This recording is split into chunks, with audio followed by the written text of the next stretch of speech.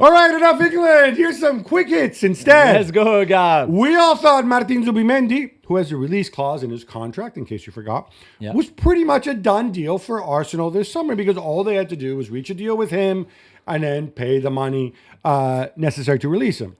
But Jules, several outlets in Spain are reporting that Real Madrid are trying to hijack the deal. I thought they were going to wait for Rodri to leave City in a year's time or something like that to be that number 6 instead of going for Zubamendi. I mean, they can try to go for Zubamendi. I think he was pretty nailed on going to Arsenal. He was very happy to go there and work with Arteta. So that, I don't know, that might change, not to my knowledge.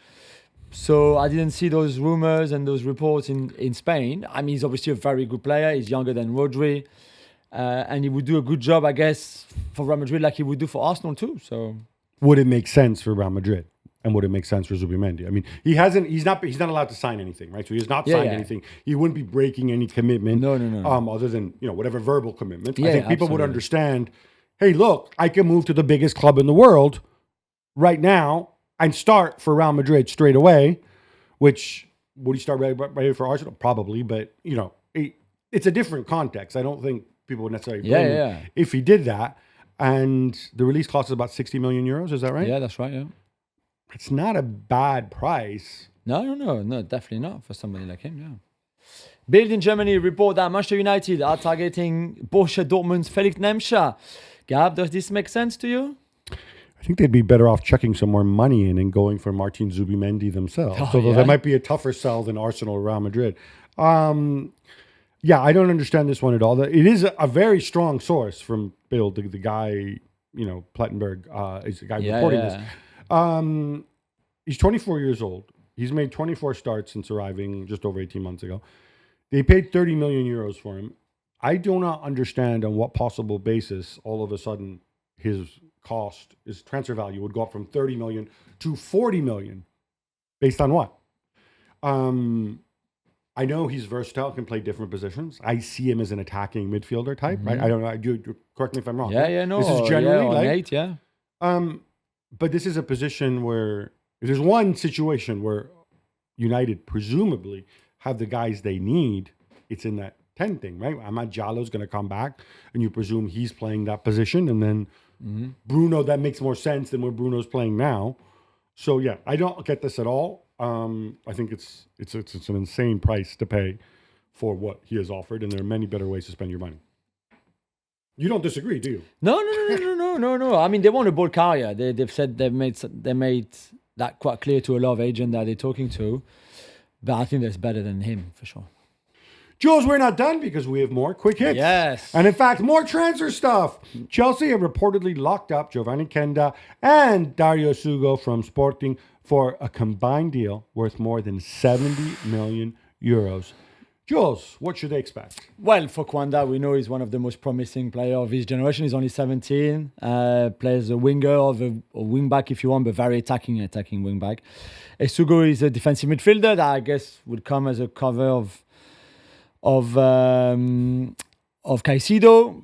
I mean, I don't know. For Kwanda, I think it's loads of clubs were looking at him. It makes sense. It's just a lot of money for a guy who does not have... But he has huge potential, though. Right? So... There's just not a big body of work to judge him on. That's all I'm going to say. No, you're right. Although he's been a starter now for the whole season. But yeah, for Sugo, he's been on loan. Chelsea also have Andre Santos on loan at Strasbourg, who's one of the best midfielders in Ligue 1 this season. I don't know why you go and spend 35 million on Sugo when you've got Andre Santos belongs to you, who I expect will come back next season. But maybe Sugo can go to replace Andre Santos at Strasbourg. Yeah, although I was told that he would be in the Chelsea squad for next season, so maybe this could change. But I'm sure Chelsea know how great Andre Santos has been playing lately. The weird one for me, Sugo has just turned 20, I think last week actually. And he's been at Las Palmas on loan, so I don't know what the exact breakdown in fees is, but I'm assuming Sugo is going to be about 30 million.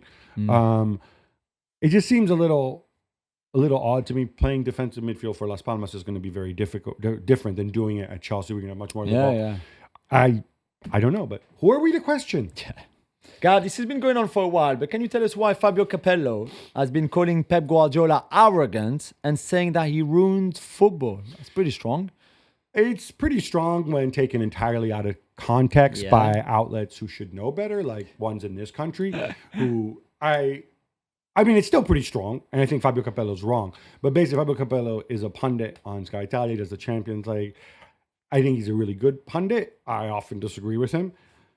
It's interesting because what he's saying here, I want to get your take on it. So the arrogant thing comes from the fact that he hates it when this is the classic Pep overthinking Yeah. thing, right? Before a big game, before a big final, Pep makes some surprise move. We've seen it in the past. Aguero on the bench, Laporte at left back. There's a long history of this.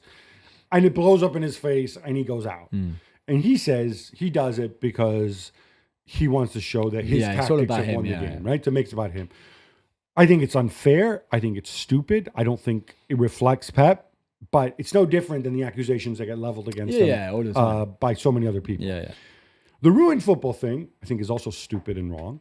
It's based on the idea that because, and look, he gives Pep a lot of credit. I mean, he comes out and says it, right? There's like, he says, in my Yes, lifetime, yeah. he says, there's 3 people who have changed football with Yeah, their innovations, revolution, right? yeah. And it's the total football from Holland in the early 70s. It's Arrigo Sacchi's Milan, and the Guardiola. pressing in the zone. And it's what Pep brought, right? But he says this whole playing out from the back stuff, people try to copy him. They have worse players and they can't do it. And the game turns boring.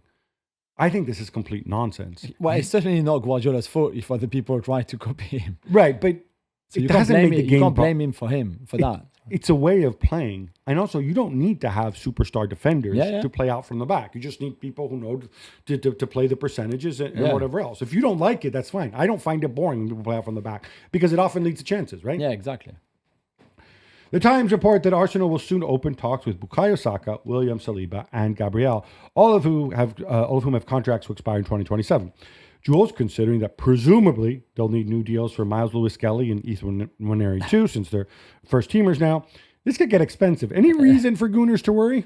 No, I don't think so. This is the normal process, really. They've got Andrea Berta coming as a new sporting director, obviously, who will look after that. I think those players want to stay. Yeah, it will be expensive, but you also lose some players. You will sell some players, so there will be. You're saving a lot room. of money on Thomas Partey and Jorginho, Yeah, who for I don't think example. will be back. Well, definitely not. They won't be back. I can tell you that now. So yeah. So all in all, I think it will balance up. But it's obviously very important if you can keep those players. And the other thing, Those which 5. I think is worth noting too, is these contracts expire in 2027. They made it a point about Arsenal have this policy. You know, when we do sort of our keep or dump series, we always emphasize it. They don't want to have players enter the final 2 years of their contract Yeah. in general. Certainly not younger players. If they can't get it done by the start of the new season, it's not the end of the world. No. But certainly they don't want to have this drag over, like the way, for example, has happened with Liverpool this year. Yeah, exactly.